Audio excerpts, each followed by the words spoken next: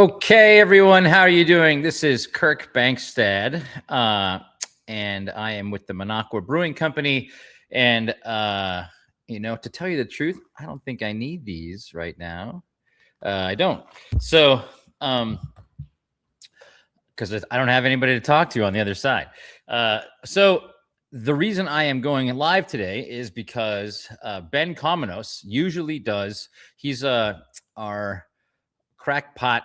Uh, uh, uh, he's our guy in Northeast Wisconsin who does talk. He's a talk show host, and he does his office hours with Ben Cominos every Tuesday at 1 p.m. Now, if anybody lives in Wisconsin, I'm sure a number of you do. You will realize, or you probably know that the Appleton area was hit pretty hard with a tornado yesterday. So Ben, unfortunately, lives, I believe, in Neenah or Menasha, which is a little town close to Appleton, and he is completely out of power. So we were supposed to do a show today. We do office hours every. It's called Office Hours, and it's every. Patty does it on Mondays. Ben does it on Tuesdays. I'm supposed to be doing it on Wednesdays, but I've been super busy with the company, and I haven't been able to do it for the last couple of weeks.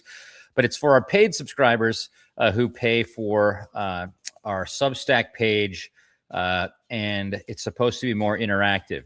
I'm not doing it paid today because I want to kind of give some updates on what's going on with the Minocqua Brewing Company. We've been in the news recently. I think I prompted that by writing an article on Sunday that illuminated. Wait a second. I just want to make sure we are live here. I think we are, but I want to make sure. Okay, we are. So I couldn't see any comments, and usually we have lots of comments. So I just want to make sure. I wanted to update everybody on what's going on with the Minocqua Brewing Company.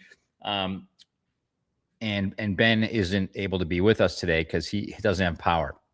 So basically. On Sunday, I wrote an essay that told everybody that the Wisconsin Department of Revenue was in the process of trying to revoke our brewery license. And I talked about our ongoing fight with them, which started last January when we made a mistake, or when we were notified by the Department of Revenue that we hadn't paid about $500 worth of excise taxes because my accountant paid those taxes in Illinois because we were making some beer of ours in Illinois. And so we paid the taxes. We just paid it to the wrong state. Normally, that's a pretty easy thing to fix. And then we did. We tried to fix it. So $500. Excise taxes, by the way, are what brewers have to pay per barrel of beer produced. So in Wisconsin, it's like $1 a barrel. And in Illinois, it's actually more than $1 a barrel. So we overpaid in taxes in Illinois, but we didn't pay them in Wisconsin. And we tried to change that. And when we heard that the Department of Revenue said we needed to do that. So we tried to pay the taxes, and then all of a sudden, the Department of Revenue said we couldn't pay the taxes because we were contracting beer to be made in Illinois, and they wouldn't allow it. They wouldn't allow it, even though it was technically our beer. So anyways, this started this wild ride with the Department of Revenue and the Minocqua Brewing Company that has that stopped. The train stopped in June when they confiscated some of our beer, and the train kept on going until about last week when the Department of Revenue sent us a letter saying they were going to revoke our permit to be a brewery in Wisconsin. So it's been a wild ride because it all started with about a $500 tax bill. I dare say for a business, having a $500 tax bill is kind of a a walk in the park. $500 is not a small amount personally, but for a business, it's pretty small. Uh, so it all started small, and it kept on getting small, but they kept on finding other things because we worked with them. We were very transparent. We gave them all of our books. We gave them all of our invoices, and all of a sudden, all of these little things kept on piling up, and they looks like they were trying to find things that they could ding us on. In particular, they said we had 80 complaints against us. Some of them complained that we put COVID vaccines in our beer, and which is funny because I think I might have responded to an online troll at some point who gave us a bad review that the reason he didn't like the taste of our beer is because if we had a sensor in the pint glass that sensed if you hadn't had your COVID vaccine yet, then the sensor exploded and released the COVID vaccine in the beer and forced you to get one. which I take pride in some of the ways that I troll the trolls when they give us fake bad reviews, and that was one of them. But anyways, apparently that got so much love that people called the Department of Health on us in Wisconsin, and complained that we put COVID vaccines in our beer. Similarly,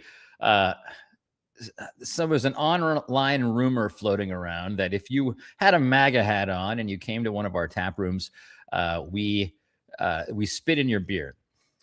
And somebody put that in a bad review, and a fake bad review. And I think I might have responded, well, you don't want to try us, do you?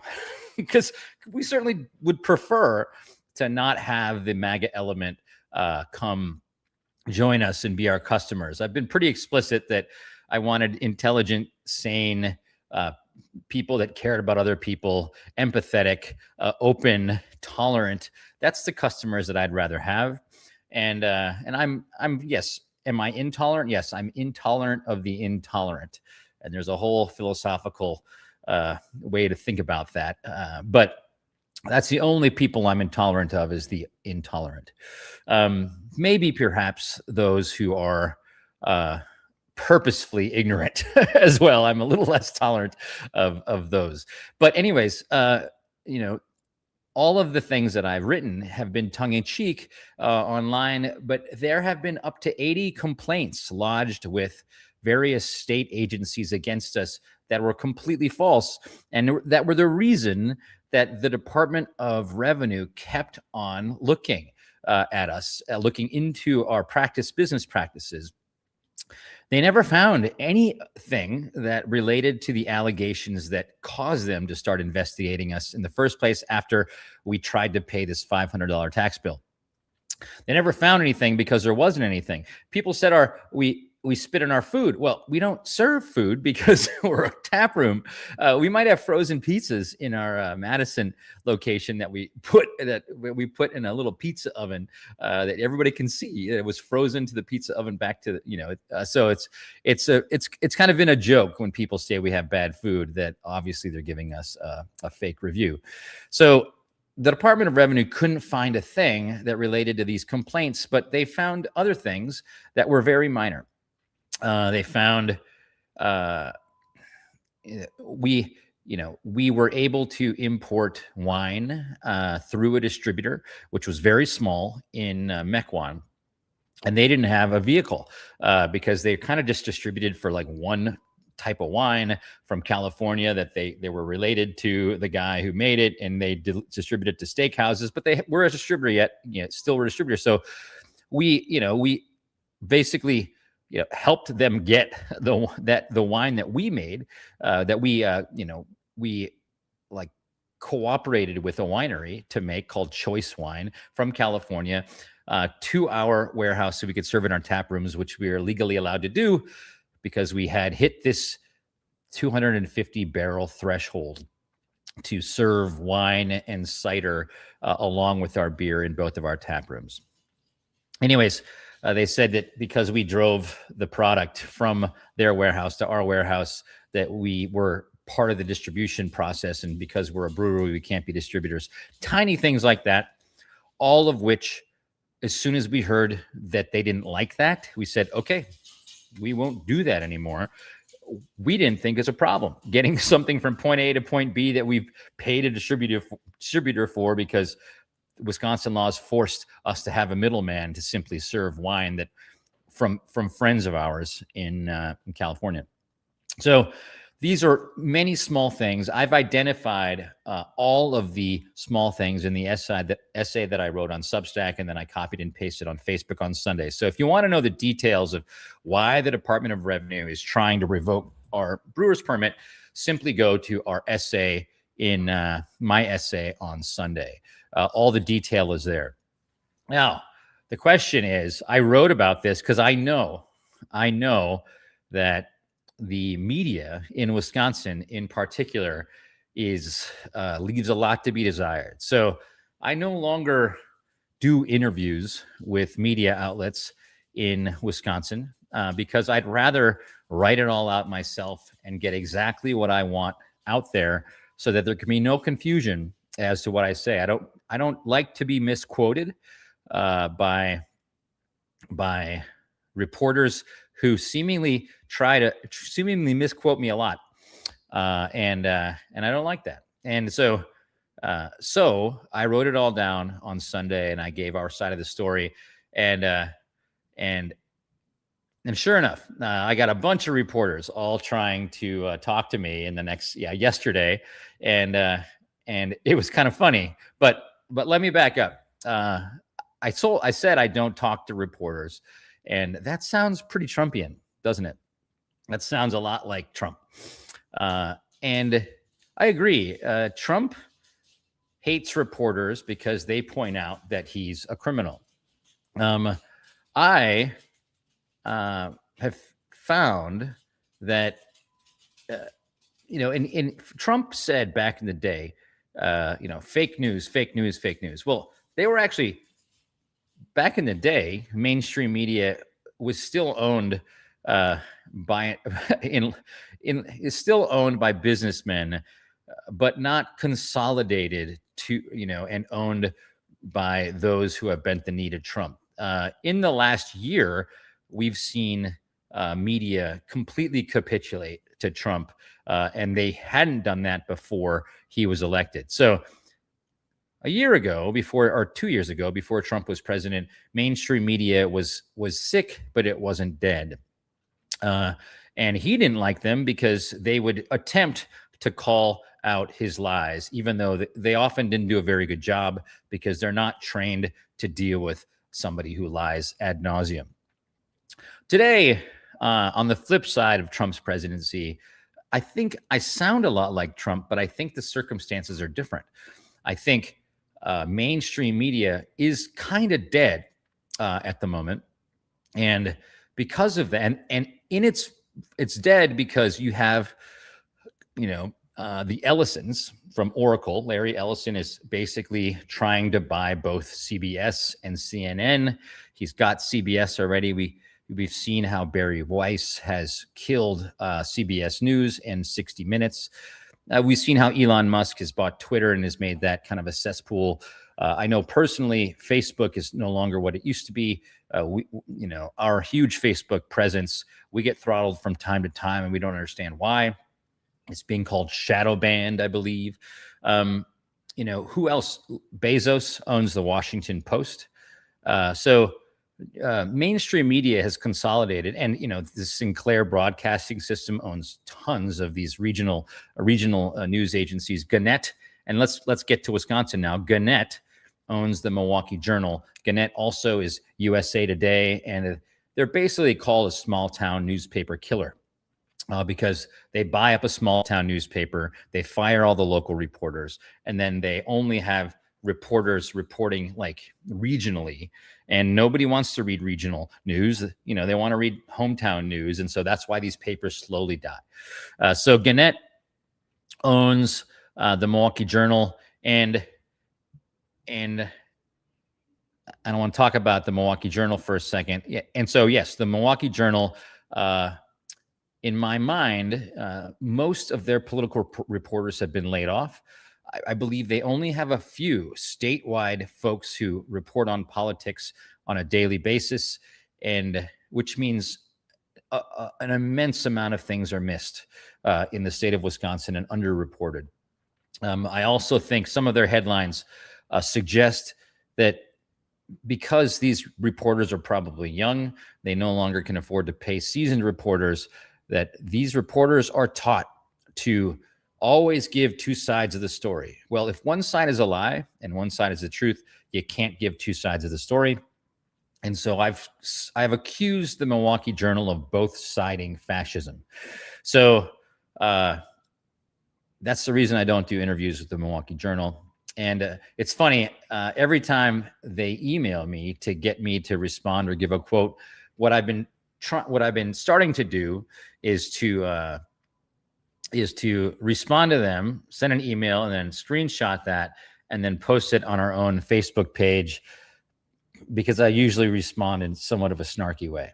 Now, should I play along with the Milwaukee Journal so that they can provide even a news story about my company?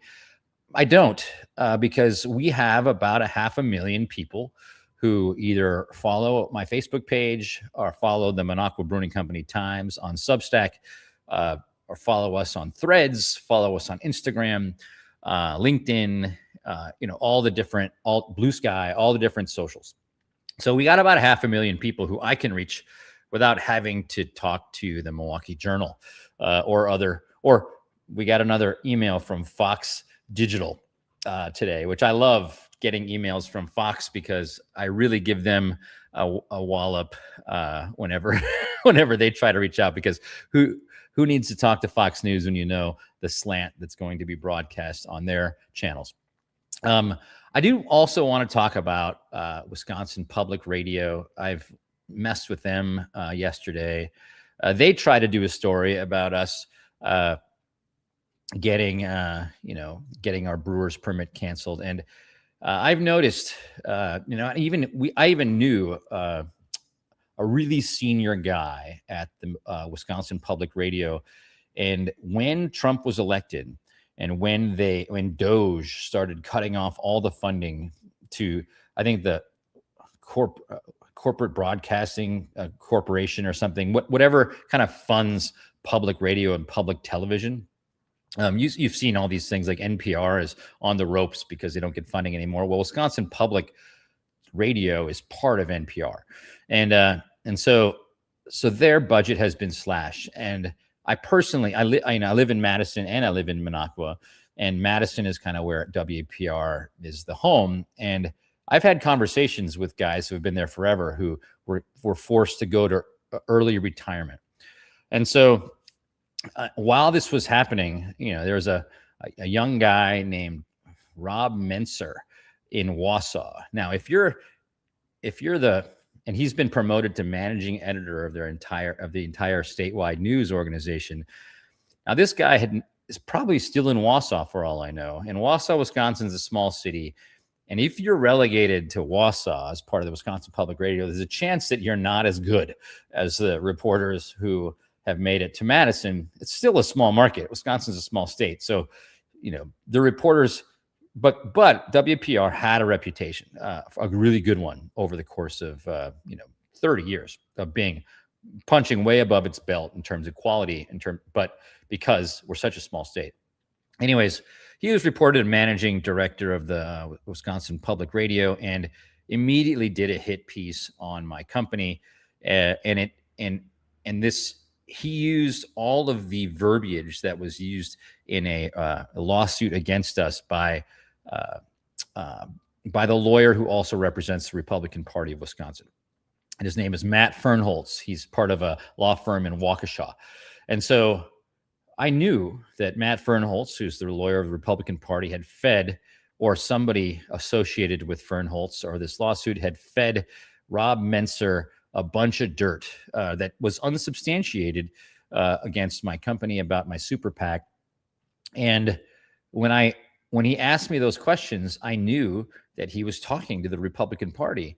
And I basically said, dude, the interview's over. Like, this is not what I signed up for, to get grilled on on stuff that's not true, that's from Republican operatives. So I stopped working with Wisconsin Public Radio as well, and I believe they've tilted more conservative because they need funding. They die without federal funding, and they probably decided that they have to play with the Trump regime in order to survive this period. Do I blame them? Yeah. If you got to feed your family, you got to do what you got to do. I don't want to be a part of any news organization that pulls their punches because they have to get funded by Trump. So, anyways, that was a long-winded way of saying,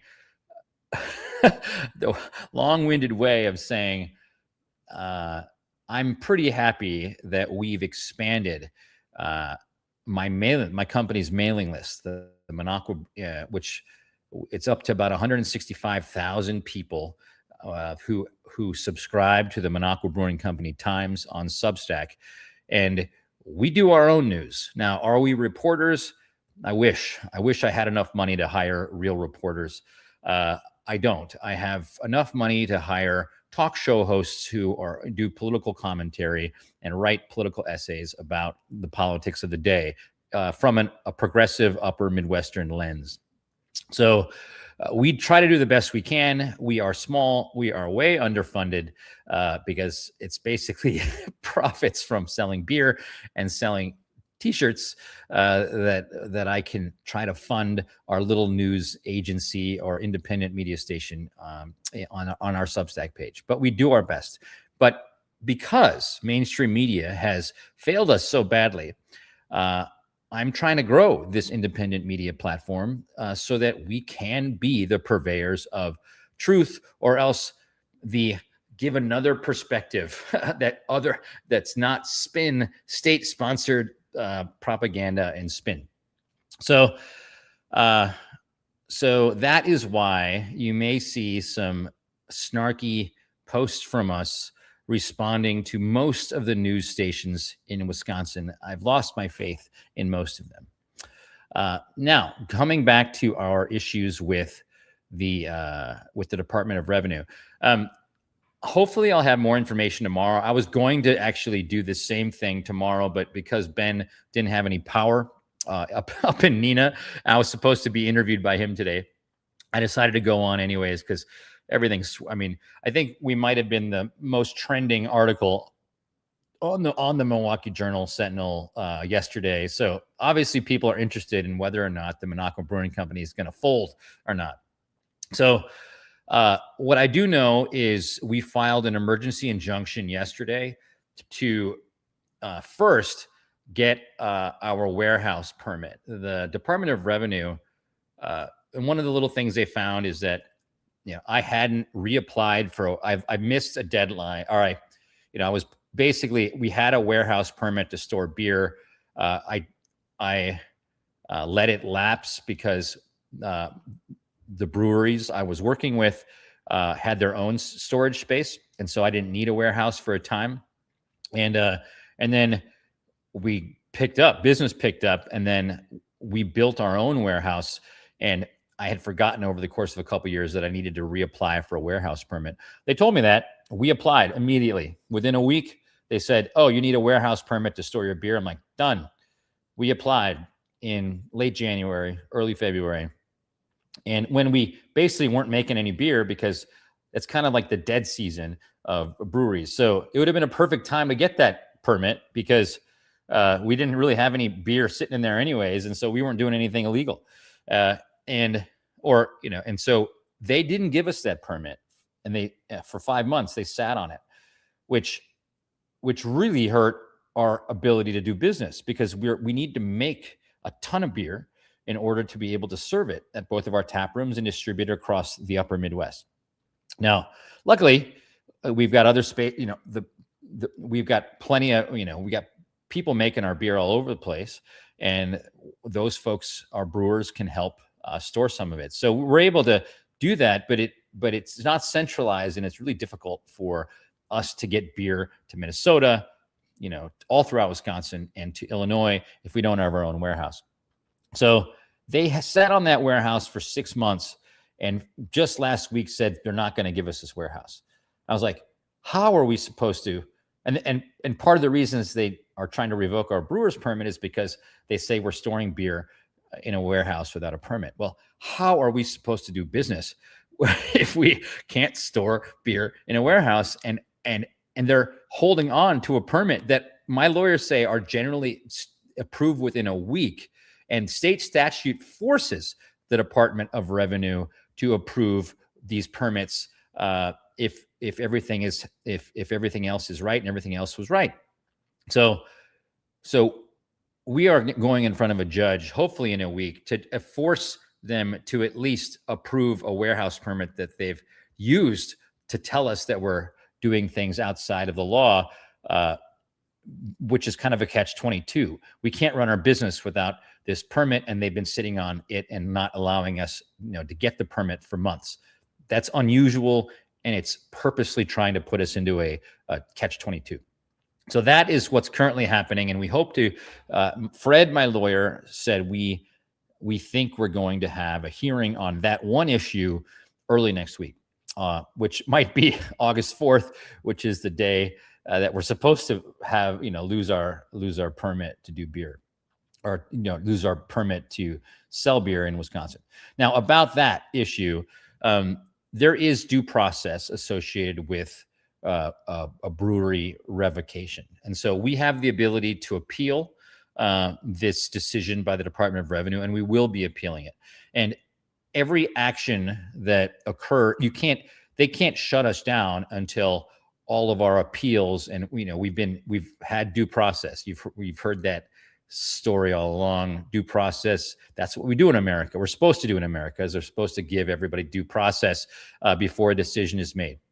We're not doing that. ICE is not doing that with American citizens at the moment, but we should be able to get due process in this in the Department of Revenue's attempt to revoke our brewer's permit. So we're going to appeal this revocation.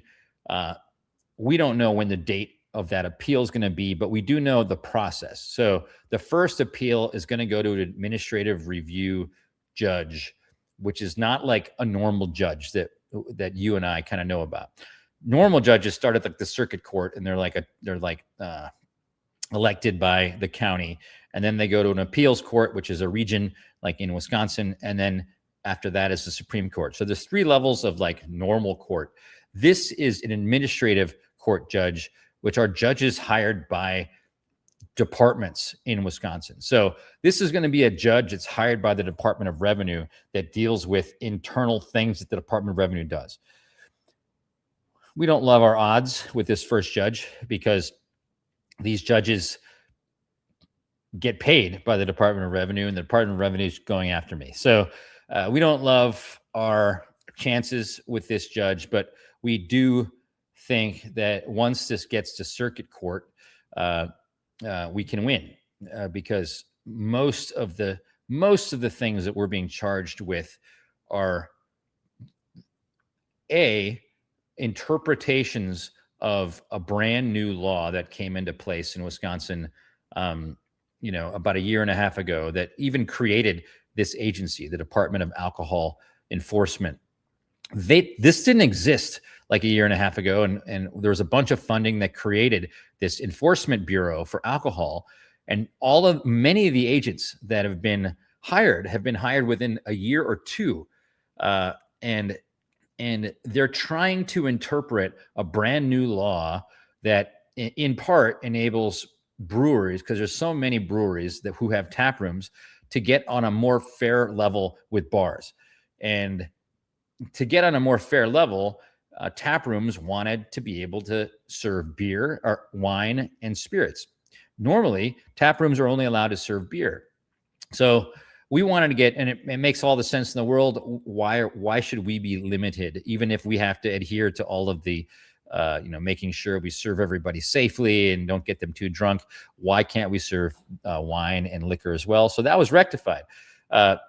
These agents are trying to figure that out. One of the issues in this new law is that in order for tap rooms to serve wine and liquor, they have to produce at least 250 barrels of beer every 3 years.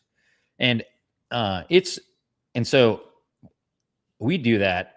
We fly by 250 barrels every year, but because the Department of Revenue a few years ago told me that they would not allow me to send beer to people from Wisconsin online. And we have tons of fans across America that buy our beer online, which God bless them because they spend a lot in shipping, but they buy it online, and I need to sell to them online because I've been boycotted by normal beer distributors because of our politics.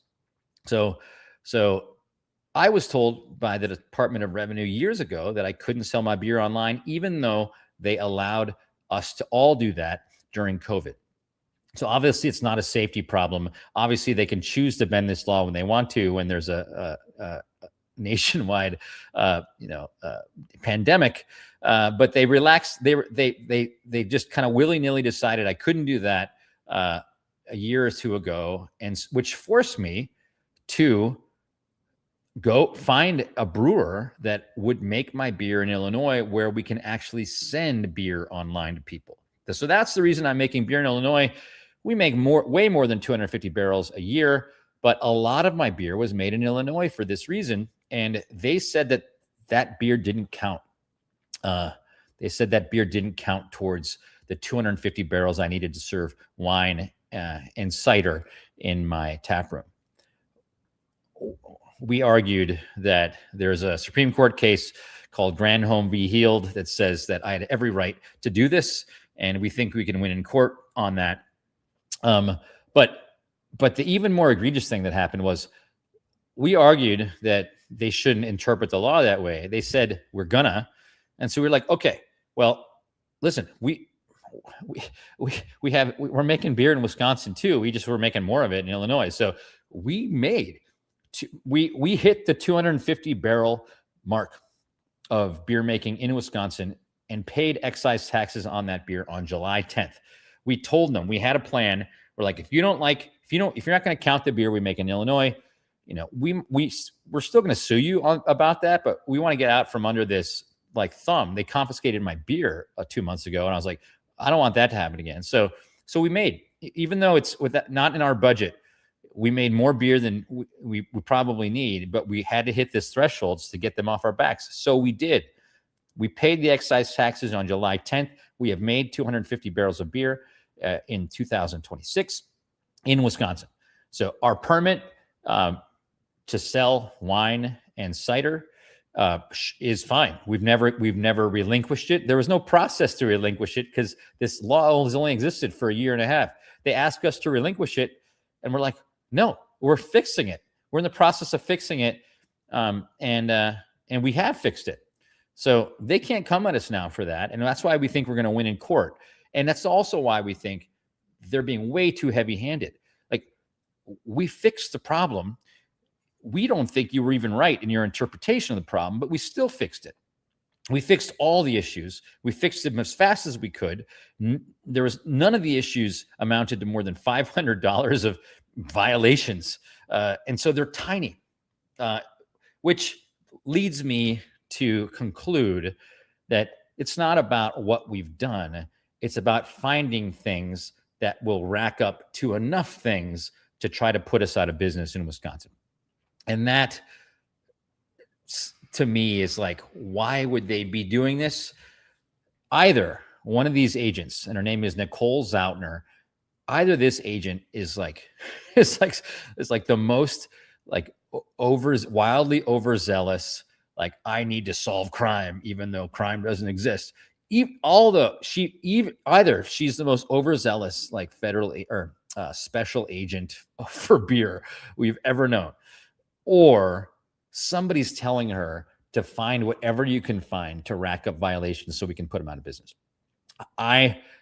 Although I'm not a fan of law enforcement because I've been thrown in the slammer a few times simply for giving political speeches up in Minocqua, I don't like law enforcement in general. I feel like a lot of them are, failed high school kids who got teased too much or something, and so now they have to let it all out on normal people because they have a little bit of power. I don't think that's necessarily the case happening here. I can't believe it that somebody would be so evil to try to kill brewing company in the state of Wisconsin. So what I do think is that somebody in government is either talking to the Tavern League, which is full of big distributors who hate the fact that I've been able to be successful without them. The Tavern League is also a wing of the Republican Party. They have tons of lobbying money because bars kind of pay dues, and they use that money to get Republicans elected. So they're very in sync with the Republican Party, and they're made up of rich distributors who don't like little breweries that are too mouthy like me. So I think that might be somehow or another, somebody in the Department of Revenue is talking to those guys, or even more nefarious. And I really have a hard time believing this, and I don't want to believe it. But ever since Trump won, I have been very critical. Ever since basically Tony Evers blocked our company's lawsuit to get rid of voucher schools. And I found out that he was supported by the voucher school lobby, which is definitely a Republican kind of thing, that when they want to kill off public schools manage to teach kids how to be critical thinkers. And once you're a critical thinker, you tend to vote for Democrats. And so that's why the voucher school lobby in part exists, is to indoctrinate kids into religious schools. When I found out that the voucher school lobby supported Evers, and Evers is supposed to be the education governor, it blew my mind. But anyways, he blocked our lawsuit. I lost my faith in Evers, and I've been steadily losing my faith in the establishment wing of the Democratic Party, because we've seen so few of them have the guts to stand up to Trump. And so many times they've rolled over and played dead when we needed them to stand up and stop government and throw sand in the gears. So I've been criticizing Evers. I've been criticizing Attorney General Josh Kaul. I've been saying they needed to do more. I helped form the Fighting Oligarchy Coalition in Wisconsin, which is also includes the Democratic Socialists of America and Democratic Socialists of Wisconsin. It's part of the coalition. We all are scared of what Trump is doing, and we're all trying to fight back in a resistance manner. And ultimately, out of that coalition came Francesca Hong, who's running for governor. The establishment's trying to do everything they can to not let her win the primary. I briefly ran against Francesca because I didn't like the fact that she disavowed a joke that I put on Facebook, but my beliefs and her beliefs overlap probably 100%. So I got out of that race. I didn't have enough organization behind me. I failed to get enough signatures. So when I didn't get on the ballot, I threw my support behind Francesca. I fear that if it's not the distributors who are trying to get me out of Wisconsin, and it's not the Republicans, it could still be the establishment, and that would be unreal. And that it's a little, even saying it makes me feel a little bit like this has got to be a conspiracy theory. But it is the Department of Revenue, and Evers is the governor, and this is part of the executive branch. So, seemingly, if Evers wanted to stop this, he might be able to put in a word to the head of the Department of Revenue. And if nothing else, I've been pretty darn supportive of Democrats. My organization, my super PAC, helped flip the Supreme Court to progressive. We even made a can of beer for Governor Evers a couple years ago to help get him elected. So I would be deeply sad if I were to learn that an establishment Democrat is behind us being, kind of canceled in Wisconsin. But it is what it is. I don't know who's. It still could be just an overzealous agent. It still could be that anyway. And regardless of who it is, it's over the top. It's too heavy-handed. We're gonna fight it, and according to my lawyers, this is not all going to hit the fan next week. There is a process involved, and usually when you have to schedule hearings with a judge, that takes a long time. So I'm not terribly worried that anything's going to happen dramatically in the next few weeks. um, which leads to believe we're probably going to finish out the summer strong. And there's a few things that could happen this summer that I'm pretty excited about. One is we're pretty sure Mitch McConnell is in a vegetative state, uh, because he's come out with two kind of fakey announcements that he's doing fine, even though those are pictures that he's releasing, and he's not speaking to anybody. So we've been saying that we're going to celebrate Half Price Beer Day in celebration of Mitch McConnell's life, and we suspect that's going to happen on August 3rd or August 4th, because those are the days that if he is announced dead earlier than that, then Kentucky Governor Andy Beshear can call a special election. That special election could go to Thomas Massie, who is trying to release the Epstein files, and he's one of the sane Republicans, non-bootlicking MAGA Republicans in Kentucky. And so we suspect that Mitch McConnell is probably already dead or incapacitated, and that they might pull the plug as soon as that deadline passes, which means there might be a party at our tap rooms on August 3rd or 4th. And I think we're still going to, that's the August 4th is the day that we're supposed to get our brewer's permit revoked. So it all comes ahead on August 4th. So I'm planning on being in Minocqua on August 4th. And if they announce that Mitch is no longer with us, we will be offering half price beer on both our Madison and Minocqua tap rooms that day. And the second big thing, and probably the reason that a lot of people want to see me gone, is because we've made the term Free Beer Day famous across America. And Free Beer Day is the day that we give beer away all day long when that certain someone dies, when the McDonald's induced blood clot finally moves. That is the day that we will really celebrate, not just with half price beer, because Mitch only caused half of our problems. This guy, the orange shit gibbon, caused 100% of our current problems, and we will celebrate that day. And I have an assumption that because we've went viral multiple times over by selling those Free Beer Day t-shirts and talking about this, I have a feeling that's probably a big reason why my current brewer's license in Wisconsin is they're attempting to revoke it. So folks, that is the update. If I have any more information tomorrow, I think, my lawyer Fred is dealing with all these hearings and setting the hearings now, and he's writing briefs and all that stuff. I will let everyone know. And